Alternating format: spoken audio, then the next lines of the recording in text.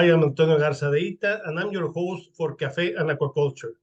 Today, we have another special guest, Dr. Imad Saoud, professor of the American University in Beirut. He has experience in many topics, and of course, we're going to let him introduce himself. But before he does that, I would like to thank all our media partners for letting us reach every corner of this planet. Imad, welcome to Cafe and Aquaculture. Hi, Antonio, and thank you for inviting me. Well, to tell you the truth, it's you have been working in very different things, but as it's a tradition here that the guest presents itself. So, so please, Imad, describe what brought you to aquaculture and to the point of the career that you are now. Well, I joined college as a biology major, and I definitely did not want to become a medical doctor, which is what my parents wanted. When I graduated, I was offered a job as a research scientist in an aquaculture company, and my first question was, what is aquaculture? I had never even heard of it. So my professor that actually introduced me to the job took me over for an interview. It was a French company in Lebanon working on shrimp. And that's it. A few years later, I realized how much I didn't know about aquaculture. So I went to the States and got my education, my graduate education in aquaculture. Never looked back. I love aquaculture. It's funny how it grows in you faster. Yeah. So you have been doing many things, many interesting things recently. And I would like to concentrate in two that I consider not more important, but a couple that I think that the people that are watching this program will be very interested in. First of all is your contribution to arid land scarce resource aquaculture. And the second one will be your research in circular economy. First, tell us about your experience in Mexico designing aquaculture projects in the desert. This is interesting. Well, about 16, 17 years ago, I sort of realized that if you like aquaponics, which is a great system, doesn't work everywhere, you know, and I started working on something else, you know, that would actually save water, but not really aquaponics. And what we really decided was what I ended up doing was really an integration of aquaculture and agriculture, using aquaculture water for irrigation, you know, with everything that comes with it, increasing water productivity and all that. And you at that time worked for the ministry or the commission of fisheries and aquaculture, and invited me to give a talk in Mexico on the topic. And your colleague, the head of aquaculture back then, Alfredo, I forgot his name, Alfredo, actually invited me to help design some rural farms that actually, you know, integrate agriculture and aquaculture to save water and increase water productivity. Now, I had done that in a few other countries, but the beauty of Mexico is it is up till today the only country in which the government invited me to come up with some projects and design them. And then the next year, they actually invited me to come and check on the projects after they had actually been built. Everywhere before and after Mexico, the projects I gave them, I was thanked for, I was paid for. They took those projects, they put them in the drawer. Mexico actually took those projects and they built the farms. The farms are there today. They are working beautifully, and the owners are very happy with the way they are using water and increasing their crops.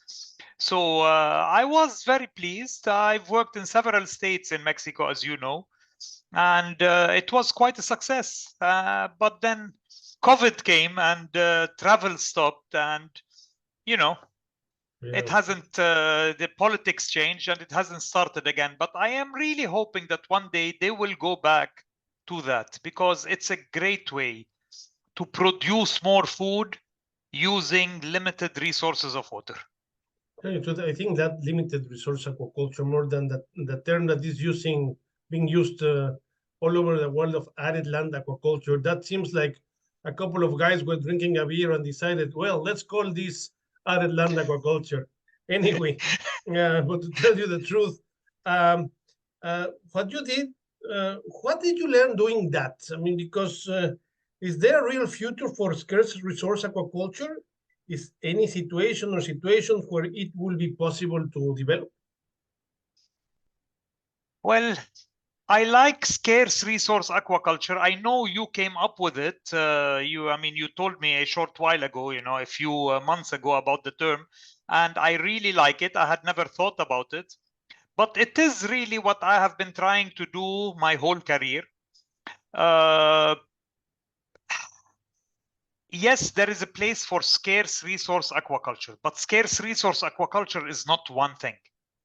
Scarce resource aquaculture is trying to aquaculture, what do you call it, algivorous fish instead of piscivorous or carnivorous fish.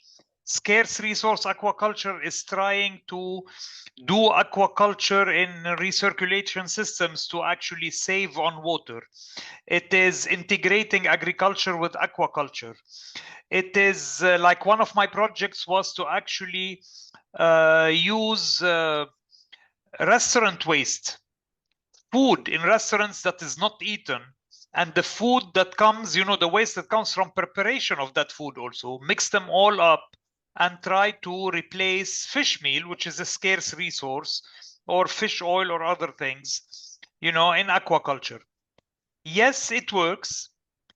Every one of those scarce resource systems will work in some places in the world, and they will not work in other places. So they are situational. People that want to do them have to study the country they live in, the region they live in, the economics.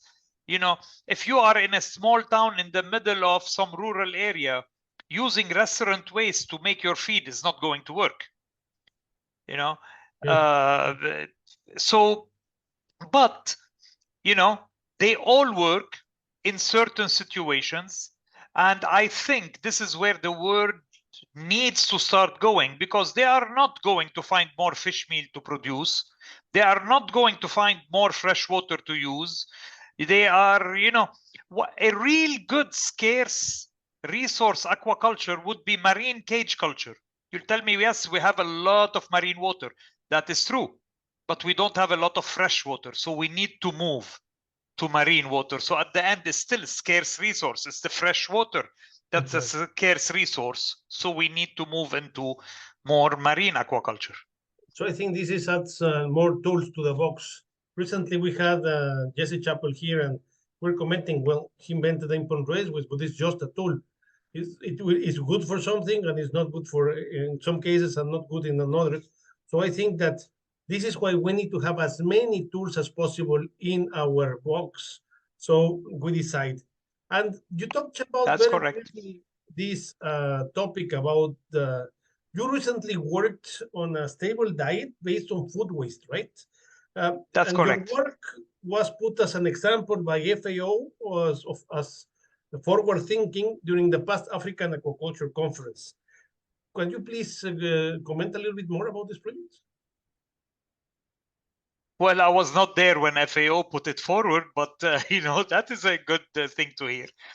Yeah, I mean, we're always trying to produce new ingredients for fish feed. We want to plant more. If you really think about it, if aquaculture is going to grow by 70% in the next 20 years, which is the growth rate necessary for all food production system in order to feed a world with 11 billion, which is what we think we are going to be, this 70%, we cannot produce that much food, new food. However, we forget that about 1/3 of the food produced in the world goes to waste, either through transportation or through processing or uneaten food or expired food. So my idea was that all this waste should actually be put to use. Now, I am not a genius. This is not purely my idea. There are countries where, like right now, I live in Norway, and one of the things a lot of places do in Norway is that they put food that is about to expire goes on a 50% sale, you know, all the time, so people can actually buy food much cheaper before it expires. They're thinking of changing expiry dates because food does last longer than it used to, and things like this. Well, we need, as you said previously, all the tools we can get. So one of my tools was, why not take all this waste, especially from restaurants, and convert that into fish feed? I mean, that the waste from restaurant is really food that is suitable for human consumption. It is food that is left on the table when people go to a restaurant, you know, the food that they don't eat. It is the preparation of the food when the food's being produced. That is human food. That is clean. You know, I get questions all the time. Really? But that is waste. That is so dirty. How do you know, that food is much cleaner than the water the fish live in. The fish breathe, you know, the fish. It's actually very good food. We tested it on herbivorous marine fish. We tested it on tilapia. We tested it on trout. We tested it on a lot of species, even on crayfish. The food works excellent. Now, having said that, we're not going to take restaurant food waste and replace fish feed completely. What we're doing is we're replacing part of the fish feed. But when we produce 80 million tons of fish feed in the world today, if I can only replace 10% of that with waste, that's 8 million tons a year of food that is going into landfills, that is actually spoiling and producing methane and leaching into groundwater and I don't know what. All of this, instead of all this happening, is actually being transferred into fish feed and producing good protein for human consumption. I think it's a great idea. And I think we should work more on that. Yeah, so, to tell you the truth, alternative proteins is something that is coming, and everybody's talking about. Well, what is the thing? What do you think is the future of for alternative proteins and similar projects as the one you just commented about? Aquaculture is growing very fast. It's still growing. You know, it used to grow at 8%. Now they say it's growing only at 4 or 5%. Yeah, but it's growing at 4 or 5% from a much higher base. So it's actually growing faster in real terms, you know, if not in percentage. Alternative proteins is just another tool in the toolbox, as you said. We need more different kinds of feed. So a lot of people are trying, for example, insect meal, like black soldier flies these days. And the interesting thing is that feeds directly into food waste, because food waste can be fed to fish, but food waste is not high in proteins. You know, usually it's the proteins we eat in restaurants. You know, what we feed the fish is the leftovers. But this food waste can be used, for example, to feed insects, to grow insects, and then the insects can replace part of the fish meal in fish diets or shrimp diets or whatever. So, as you said, it's a lot of tools. There are a lot of scientists doing work on that. What is lacking a little bit is the people that are taking the science and moving it into actual industry. But there are entrepreneurs out there, you know, there are people in the US, in France, in Singapore, in Thailand, in China. It's amazing. Okay, they are not in the thousands, but they are in the tens and in the hundreds. People taking those new technologies that are being started by myself and scientists like me and trying to develop them into an industry. It's small, but it's growing. People will say, well, insect meal is still a very small production, and restaurant food waste is very small, and this is small, and this is small. That is true, but put them all together, and all of a sudden they are a big part of, you know, the aquaculture feed industry. Are they going to replace fish meal? No, but they're going to replace part of the fish meal, because we're not producing more fish meal, but we do need to produce more fish feed.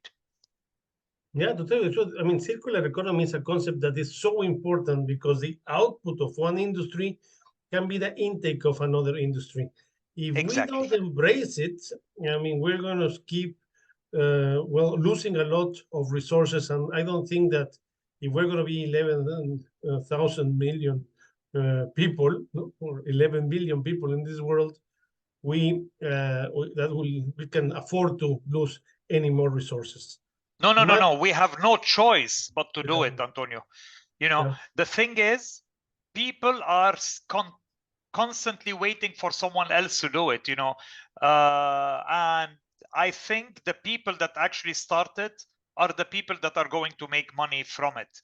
It's maybe not going to make as much money as the internet, but the people that went in early, a lot of them lost money during the dot-com boom, debacle, whatever, bust, but those that stayed in made millions. Solar panels, the Europeans, the Americans, they argued and talked about it for so long. China, didn't. Genetics in Singapore, you can find a lot of small niche markets where the big people decided this was not worth it right now. Somebody else started and it really boomed. And I think the same thing is going to be in novel fish feeds. That's a very good. I think I agree 100% with you. Anything you would like to add, Imad, before we finish this program? I can't think of anything. Can I answer any questions? I mean, I'm great at answering questions, but not coming up with them. To tell you the truth, we will put people that are watching this program can send their questions to our email, contacto@cidea.org. It will be written at the end of this program, and we will direct the questions to you and make sure that people can get them answered. So I really would like to thank everybody that's watching us for following this program, which is to tell you the truth, it's surprisingly, we are very pleased that we have viewers from every single corner of the world, and hopefully we can, in CIDEA, we can promote a little bit our beautiful activity, aquaculture, and always have interesting guests such like you, Imad, to enrich our program and enrich our network, and of course keep promoting and pushing aquaculture. Thank you very much, Imad. Antonio, it was great seeing you again, and thank you for this invitation. Have a great day.